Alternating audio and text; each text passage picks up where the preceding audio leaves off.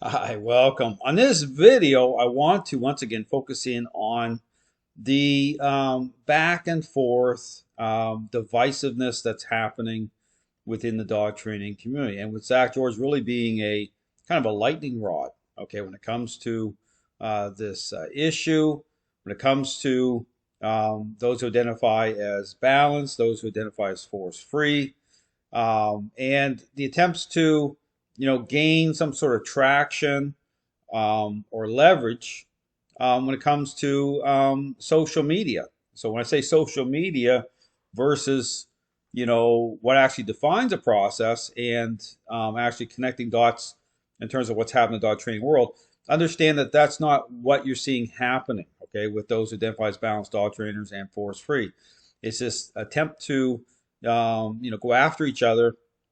And again, Zach George, again, I talk about this, and I'm going to get into some of this as we go through some of these comments here, to help to encourage people to really pay attention to, what's not being said. Okay, as these trainers engage in cheap shots back and forth. But again, the thing that's not being said is actually, what is the real issue here? And I talk about this idea that training is a learning-based exercise by trainers who superficially motivate dogs to respond in the middle of a relationship problem. And again, the comment I put out that basically on Zach George's live, I caught him in the middle of doing a Facebook live, and very interesting after I asked some very specific questions. Okay, one of those is, what's the criteria you're using to establish that the perception of dogs are actually changing within the framework of superficial responses? He couldn't answer it. I mean, that's the point. When you start to say, oh, what happened to that live stream? That entire live stream, that disappeared.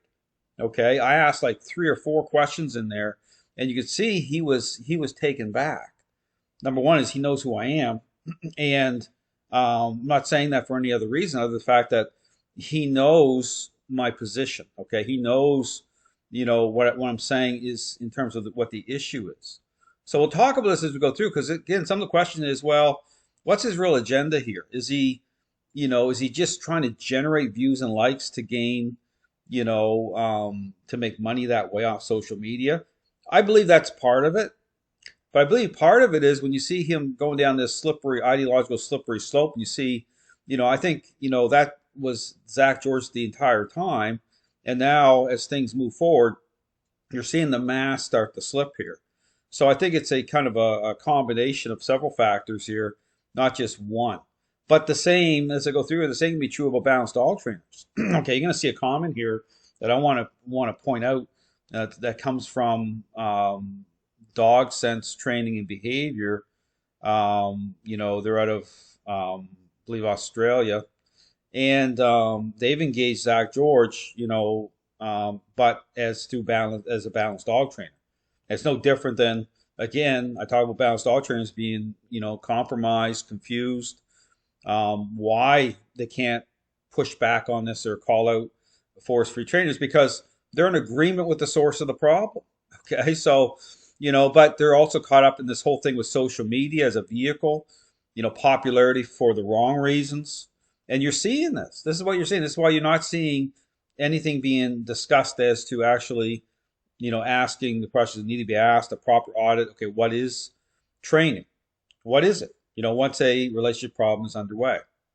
So here you have this post is on the page of Robert Cabral. It's linked up with dog sense and behavior, kind of coming together to kind of try to generate some focus on Zach George to push back here.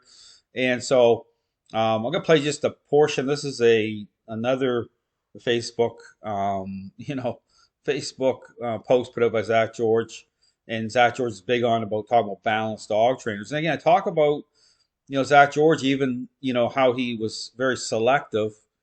Okay, when he continued to go after the dog daddy, based again on the optics. Okay, understand, I truly believe these trainers are doing things on purpose that try to kind of elevate themselves, elevate their own agenda.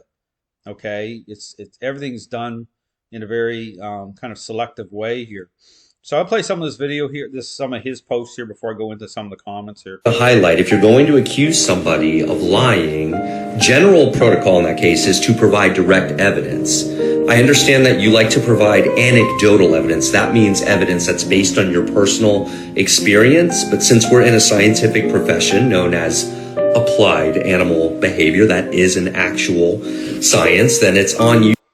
The same thing. I talk about this so-called science, okay? But understand something. I talk about why it's corrupted, it's flawed. Take this right back to Pavlov, Skinner.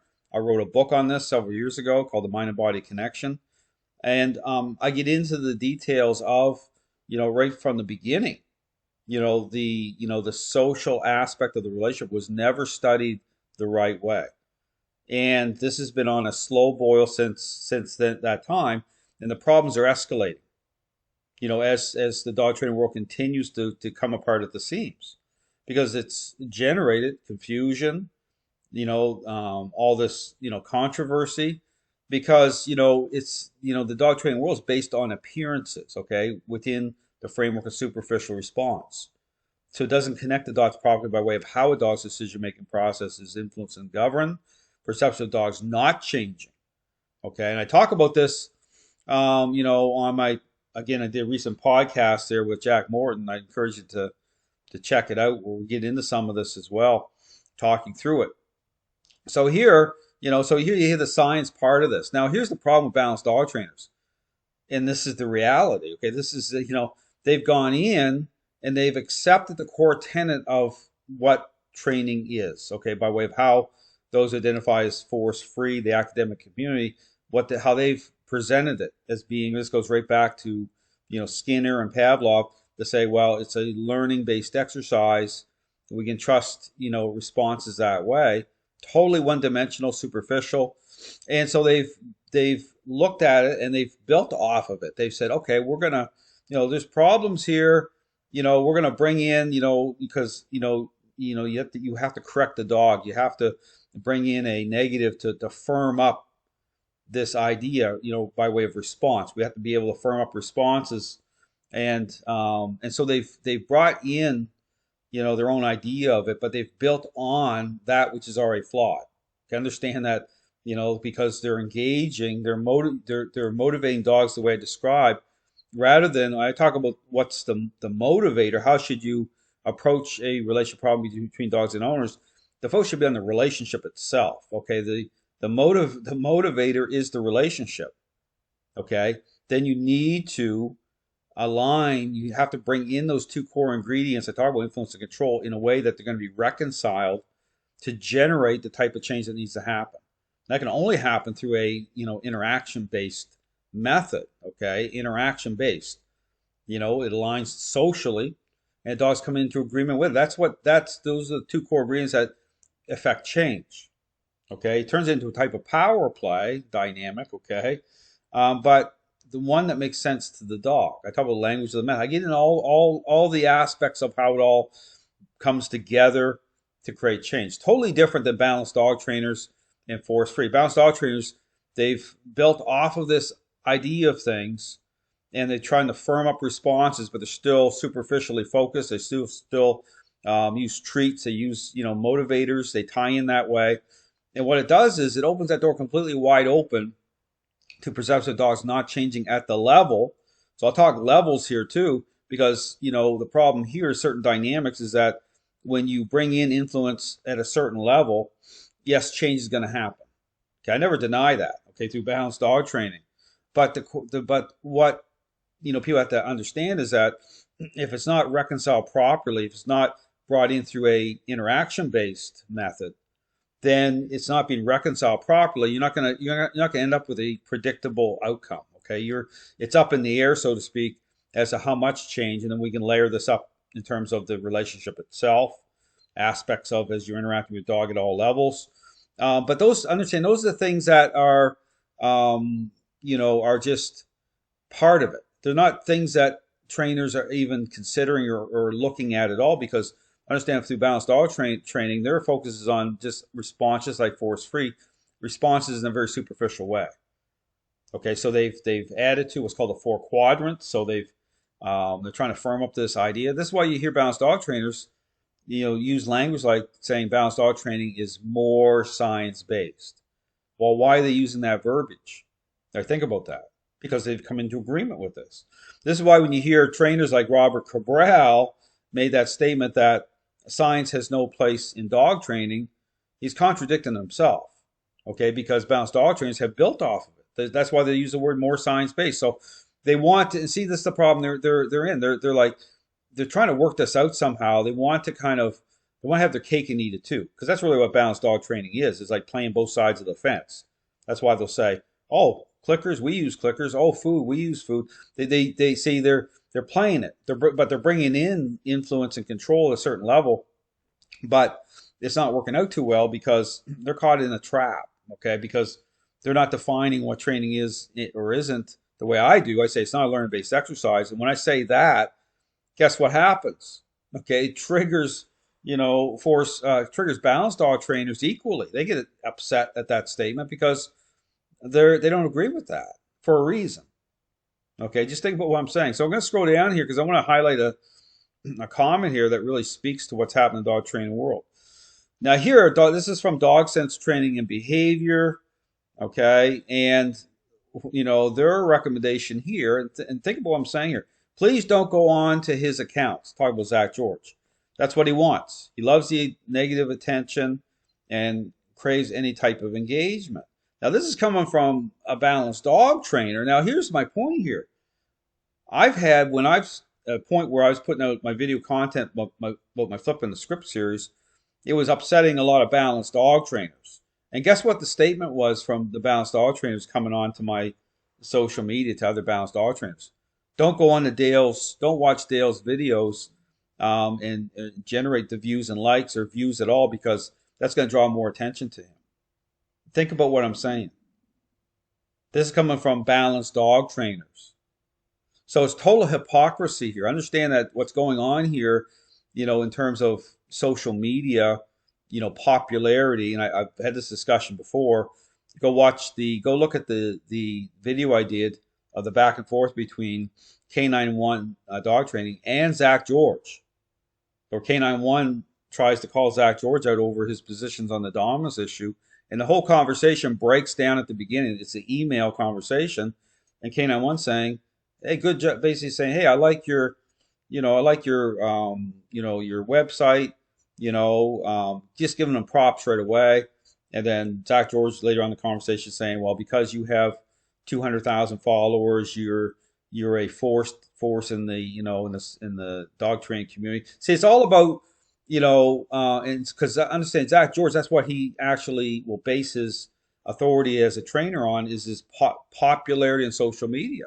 So understand that you have to walk this right back from the beginning. This is a corrupted ideology that is based on appearances. Both these groups of trainers, Balance and Force Free, are playing the game. Okay, it's a rigged game, and so in their mind, because they've established themselves right this way, which exploits the dog and human dynamic and sets again a counterfeit picture up for many dogs and owners, but because they're incentivized to do so because of the dynamics involved. Understand that this is like nothing more than a Ponzi scheme here. Therefore, when they talk about social media and using social media as a vehicle, both balanced and force free, that's how they're playing it. Okay, because it comes down to, like I said, that when I start to call it what the real issue is, because I don't align as a balanced trainer or force free trainer, it will upset balanced dog trainers equally, and they'll use that same statement, like don't go into. We don't want Dale to get popularity in terms of people coming. Then, well, why is that? Because it's gonna affect the balanced dog trainer's 5-year marketing plan, which has nothing to do with engaging the real problem or defining what a process really is. Understand that they're just as bad as force-free dog trainers, period.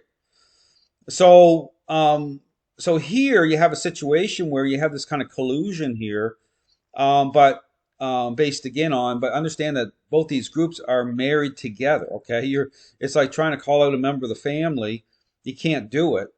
It's like having a get together with the family, and you're trying to call out another member of the family that knows all your dirty laundry.